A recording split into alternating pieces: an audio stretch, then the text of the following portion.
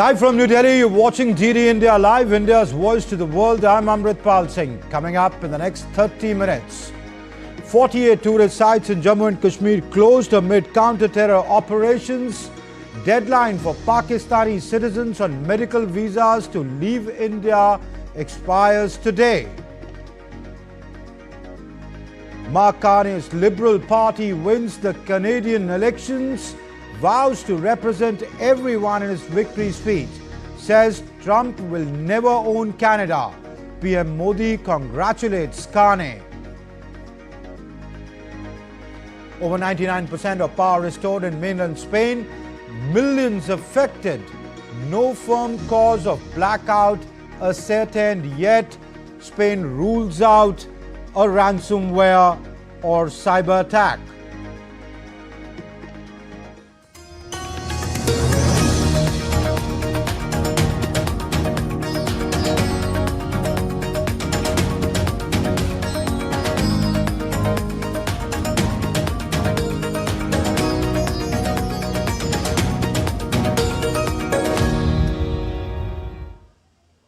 In the aftermath of the Pahalgam terrorist attack, India has taken strong measures against Pakistan, including the revocation of 14 categories of visas previously granted to Pakistani nationals.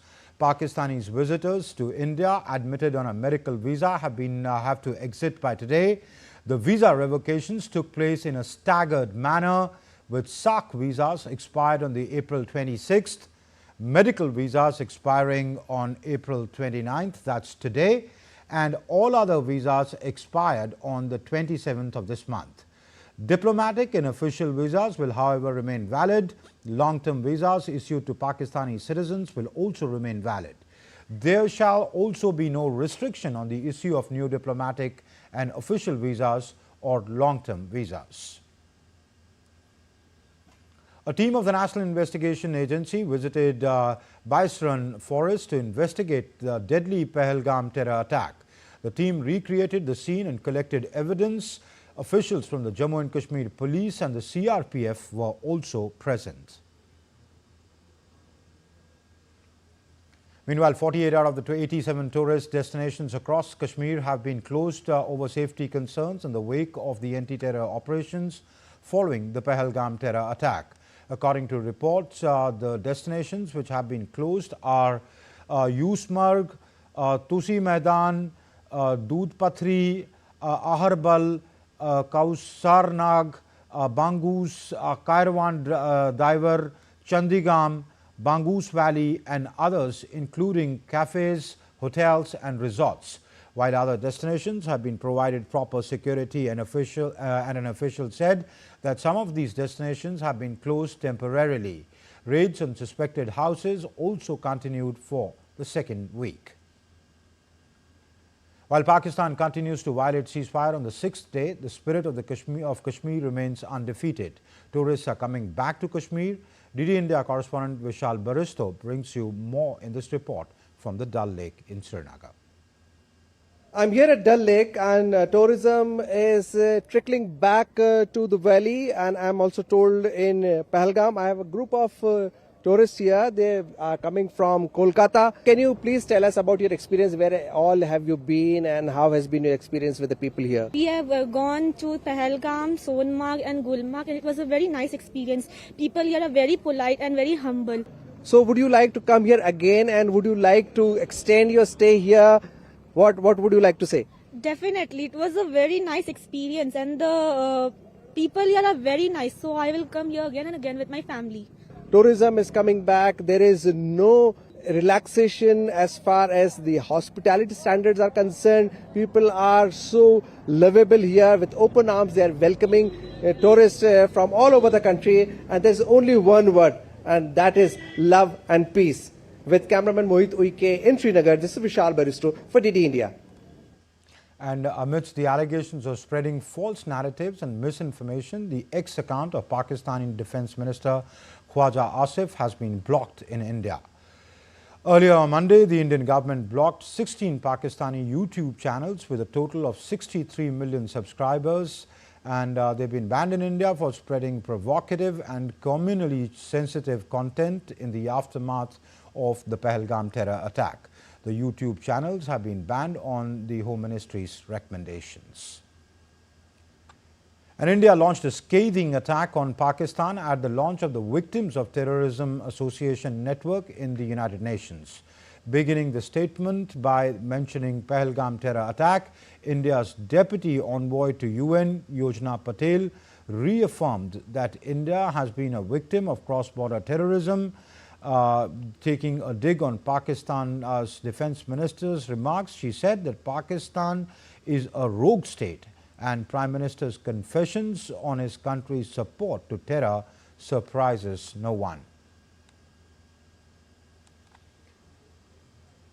The whole world has heard Pakistan's Defense Minister Khwaja Asif admitting and confessing Pakistan's history of supporting, training and funding terrorist organizations in a recent television interview.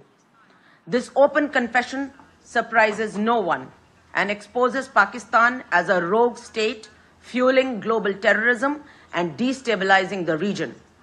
The world can no longer turn a blind eye. I have nothing further to add. All right, that was about the Pakistani Defense Minister Khwaja Asif.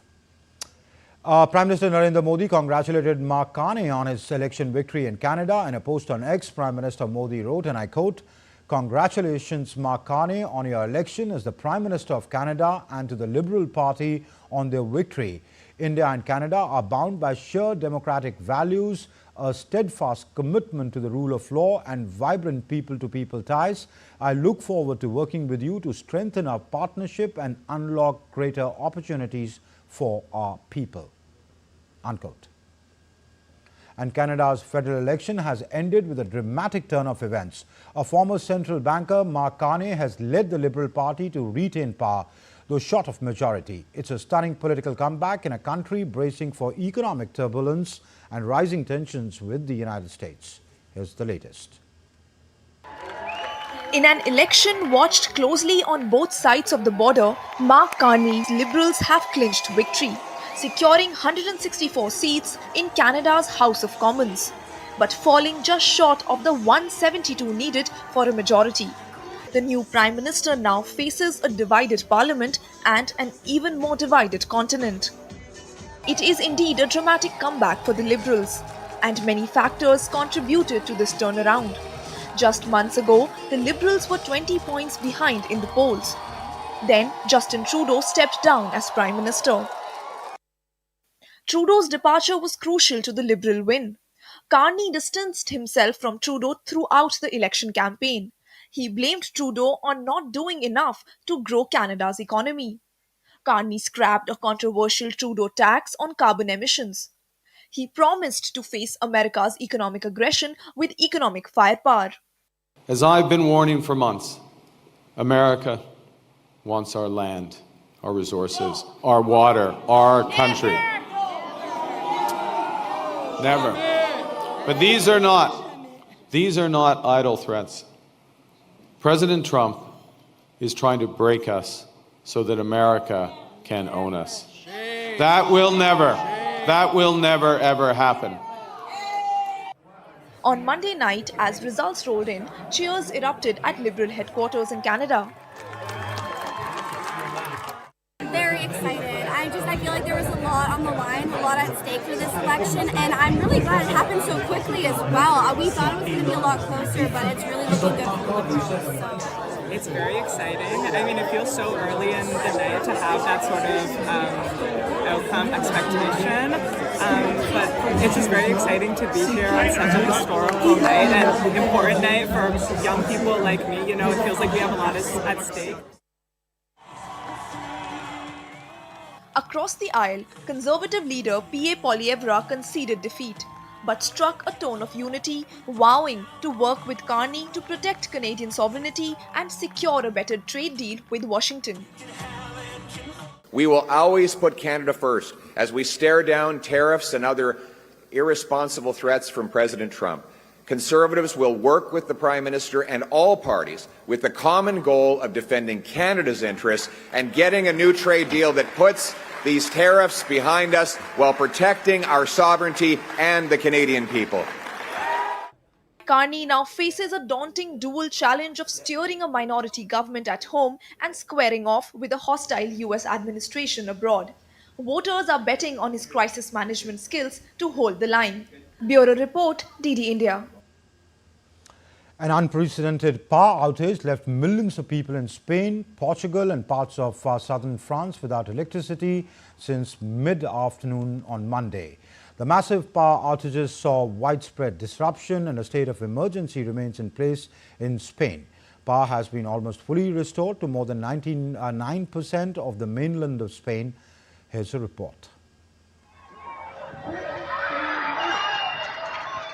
Lights flickered back to life in Spain and Portugal on Tuesday after a massive blackout hit the area, stranding passengers in trains and hundreds of elevators, while millions saw phone and internet coverage die.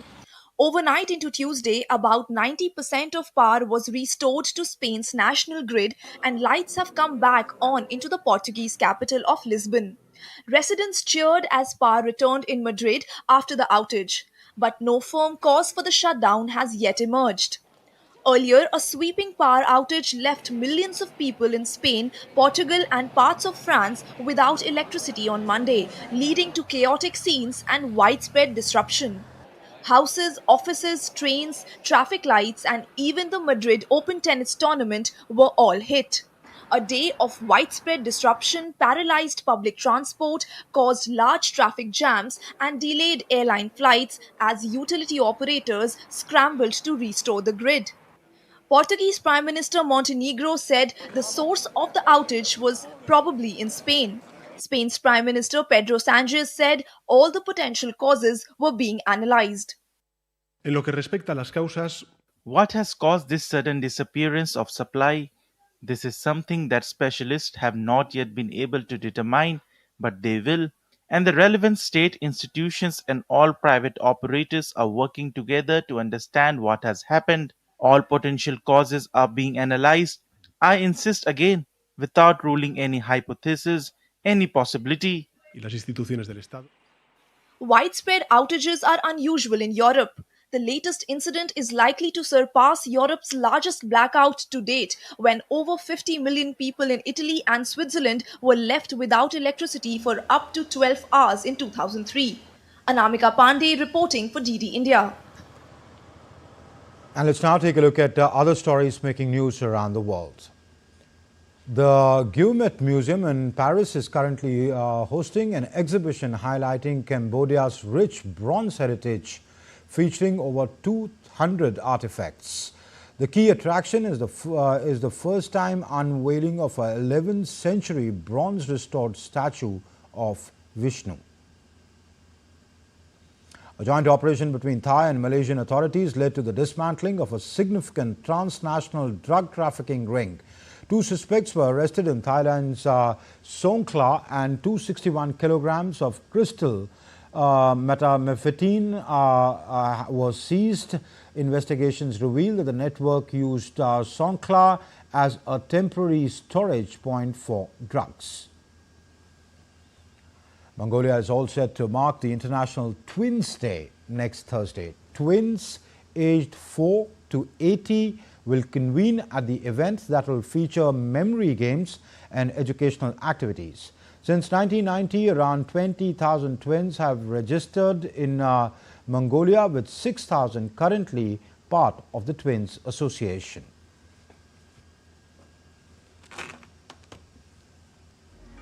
And still to come on DD India's Live, Putin announces 3-day truce starting May 8th. Zelensky retaliates. World does not want to wait, he says. Netanyahu appears in a court to testify in his long-running corruption trial. Teenage sensation Vaibhav Suryavanshi sets the cricketing world on fire with his record-breaking innings.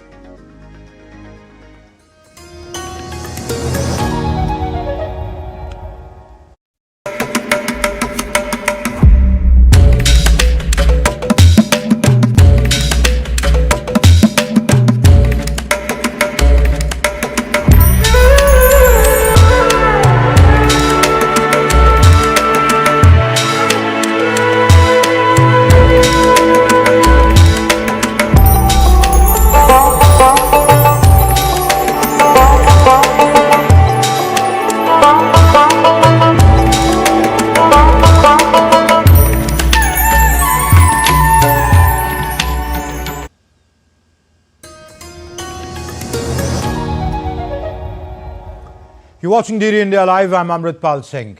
India's Commerce and Industry Minister Piyush Goyal, who is in London on a two-day visit, addressed the India-UK Business Roundtable, bringing together prominent business leaders and CEOs from both countries. The minister highlighted opportunities to strengthen economic ties, drive innovation-led growth and expand investment avenues between India and the United Kingdom. Israeli Prime Minister Benjamin Netanyahu arrived at the Tel Aviv District Court on Tuesday to testify in his long-running corruption trial. He has denied any wrongdoing and has pleaded not guilty. He appears weekly in a Tel Aviv court to testify in the 2019 indictment in 3 cases involving gifts from millionaire friends and allegedly seeking regulatory favors for media tycoons in return for favorable news coverage. Russian President Vladimir Putin on Monday announced a 3-day truce starting from the midnight of May 8th. The Kremlin said that Putin has ordered a full cessation of hostilities to mark the 80th anniversary of Russia's Victory Day, which falls on May 9th. Russia called on Ukraine to join the truce, the Kremlin said, adding that Russian troops would give an adequate and effective response if Ukraine violates the ceasefire. The Kremlin noted that Russia once again declares its readiness for peace talks without preconditions, to address the root causes of Ukraine's crisis and to have constructive interactions with international partners. The White House said U.S. President Donald Trump, who has been attempting to broker a truce between the two sides, wants to see a permanent ceasefire. Meanwhile, Ukrainian President Volodymyr Zelensky said on Monday that the world did not want to wait until May 8th for Putin's announced ceasefire in the more than 3-year-old conflict, only to be in effect for a few days. The world believes that there is no reason to wait until May 8. The fire must be stopped not just for a few days, only to resume killing afterward. An immediate, complete and unconditional ceasefire for at least 30 days to ensure it is guaranteed and reliable is what can provide the foundation for real diplomacy. And the Russian president's proposed 3-day ceasefire in May came after news that U.S. President Donald Trump warmed up to Ukrainian President Volodymyr Zelensky. As the conflict in Ukraine grinds to its 4th year, there has been increasing speculation about the future of Russian energy exports to Europe. Joining us with more on this is DW correspondent Chiponda Chimbelu in Berlin. Chiponda, what more details do you have on this? Thanks for having me. Well, for months now, there has been quite a bit of speculation that both the United States and Russia want gas exports via the Nord Stream pipelines to resume. Now, so as a reminder, those are the pipelines that transported Russian gas exports to Europe via Germany. Russia's foreign minister, Sergei Lavrov, has mentioned that discussions with the United States have included the Nord Stream pipelines, and there have also been some reports that have said that American investors are interested in buying Nord Stream 2, the Swiss-based subsidiary of the energy giant Gazprom, which is owned by the Russian state. And then, of course, there's also here in Germany, we've also had some politicians, that is, say the idea of repairing the 2 pipelines would be something that they would welcome. And of course, all of that has led to the speculation about a potential resumption of Russian gas exports in the future. So, Chimponda, how realistic is the idea that Germany and Europe could buy Russian gas? Highly unrealistic, because nothing that Russia has done since its full-scale invasion of Ukraine has made European leaders feel that they can trust the Kremlin. And while the Trump administration has been trying to put pressure on Kiev and work with Moscow to secure a peace deal, a prolonged ceasefire or even an end to the war in Ukraine won't change the fact that most European leaders do not see Russia as a reliable partner. And that is something that business representatives here in Germany are also concerned about. Despite the fact that Europe's biggest economy has borne the brunt of higher energy costs, geopolitical issues, of course, have become a major business concern, and business leaders also want to see their countries working with reliable partners. And this is why restoring one or both of the Nord Stream pipelines looks highly unlikely, even if a few German politicians have said that they would welcome the move. Okay, thank you, Chimponda Chimbelu. US President Donald Trump's administration will move to reduce the impact of automotive tariffs on Tuesday by alleviating some duties imposed on foreign parts in domestically manufactured cars and keeping tariffs on cars made abroad from piling on top of one another. Commerce Secretary Howard Lutnick hailed it as a major victory, rewarding manufacturers who build in America while offering flexibility to those pledging future investments. U.S. automakers have welcomed the announcement ahead of Trump's first 100 days in office. The decision comes after fierce lobbying by automakers warning that 25% tariffs on imported parts could cripple the industry, hiking car prices, slashing dealership sales, and sparkling costly service delays. China on Tuesday blamed U.S. tariffs for Beijing's decision to stop accepting new aircraft from aviation giant Boeing, saying that levies had disrupted the international air transport market. In a statement, China's Commerce Ministry said that the United States' wielding of tariffs has severely impacted the stability of global industrial chain and supply chains. The new U.S. levies, soaring as high as 145%, triggered China's retaliation with 125% duties. Boeing's CEO confirmed that Chinese airlines have stopped accepting jets, which is a blow to plans for 50 scheduled deliveries in this year. On to some sports news now. The cricketing world was left awestruck by a 14-year-old wonder kid of IPL, Vaibhav Suryavanshi, who blitzed a 35-ball ton against Gujarat Titans, shattering many records. From the great Sachin Tendulkar to Yuvraj Singh, everyone hailed the teenager for his jaw-dropping innings. More in this report. India's 14-year-old teenage sensation Vaibhav Suryavanshi rewrote history books. After making his dream debut in the Indian Premier League a few days ago, Vaibhav Suryavanshi on Monday slammed a century in 35 balls. Youngest centurion in T20 cricket. The Rajasthan Royals batter became the youngest centurion in men's T20 cricket ever at just 14 years and 32 days, breaking Vijay Jol's mark 18 years and 118 days in 2018. It also happens to be the youngest recorded century in all limited over matches in professional cricket. Second fastest IPL 100. 35-ball century by Suryavanshi is the second fastest in IPL history after Chris Gale's 30-ball blitz for RCB against Pune Warriors India in 2013. It also shattered Yusuf Pathan's record of 37 balls for the fastest IPL 100 by an Indian set in 2010. Most sixes by an Indian. 11 sixes by Suryavanshi are the joint most sixes by an Indian batter in IPL innings. Murali Vijay also hit 11 sixes for CSK against RR in 2011. Suryavanshi also broke many other records. He smashed fastest IPL century by an uncapped batter, surpassing Priyansh Arya's 39-ball 100 against Chennai Super Kings. He took only 3 innings to reach his maiden IPL century, the fastest by an Indian, beating 4 innings mark by Manish Pandey 2009, Paul Veltati 2011 and Priyansh Arya 2025. The cricket world was left awestruck as tributes poured in from all over on social media for the teen. The cricket fraternity erupted in praise for Rajasthan Royals' newest star. From the god of cricket Sachin Tendulkar to Yuvraj Singh to the likes of Yusuf Pathan, current and former Indian cricketers poured in tributes for the teenager. Vaibhav broke the record of former India and RR cricketer Yusuf Pathan for the fastest IPL 100 by an Indian, and Pathan had the best wishes for the youngster. Hailing from Samastipur in the state of Bihar, Vaibhav made headlines last October when aged 13 he scored 58-ball century for India under-19s in the youth test against Australia under-19s in Chennai. Suryavanshi, who only turned 14 last month, was signed at last year's auction at 1.1 crore rupees. He became the youngest player to feature in the IPL earlier in April and made an immediate impact by hitting his first ball for 6. With exceptional talent and ability, Vaibhav has firmly established himself on big stage, and it's clear that he is just getting started on a journey to even greater heights. Sports Desk, DD India. And India's first ever WAVE Summit is all set to open in Mumbai on the 1st of May.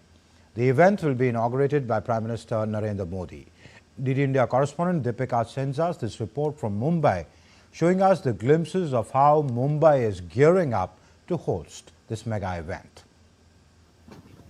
India is all set to host its first ever World Audiovisual and Entertainment Summit 2025 in Mumbai, which will bring together the world's leading media, entertainment and technology innovators at the Geo Convention Centre. The city of Mumbai is gearing up to make this mega event a grand success at global level.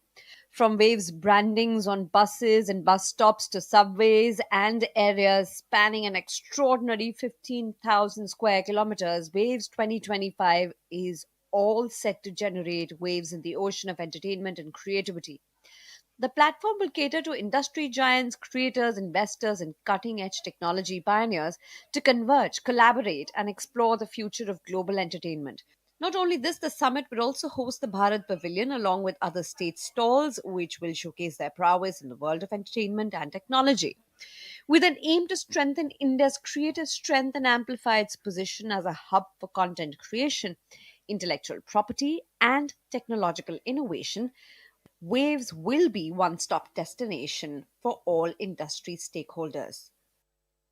The stage is all set for the first ever Audio, Visual and Entertainment Summit, which is WAVE 2025, which is already creating ripples all across the globe, because this is not only connecting business to business opportunities across the country, but going global with its across the world approach. And not only this, the event is all set to be inaugurated by Prime Minister Narendra Modi himself, and already so many creators, so many curators, so many business associates are present in Mumbai to make this event a great success. This is Deepika reporting for DD India from Mumbai. And that's it in this edition of DD India Live. But do let us know your thoughts on the news of the day.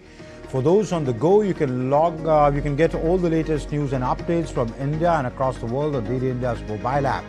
The app is available both on Android and iOS platforms. Scan the QR codes that you see on your screen to download. We'll be back with more news as it breaks here on DD India. I'm Amrit Pal Singh from my entire team here in Delhi. Thank you for watching DD India Live. Bye-bye.